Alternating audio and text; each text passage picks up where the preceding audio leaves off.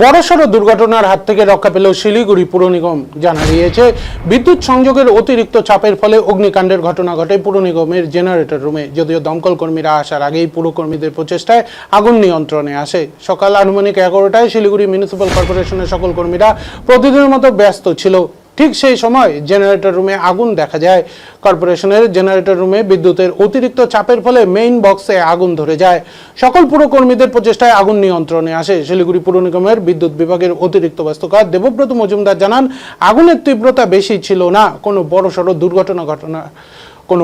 দুর্ঘটনা ঘটার আগেই কর্মীরা আগুন নিয়ন্ত্রণে নিয়ে আসে।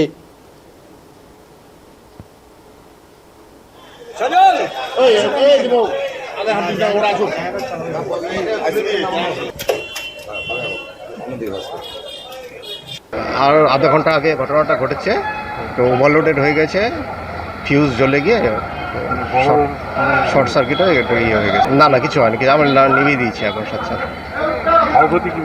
না কিছু হয়নি, কোনো প্রবলেম নেই, ঠিক আছে, স্বাভাবিক আছে। লাইনে আমরা জেনারেটর চালাবো এখন।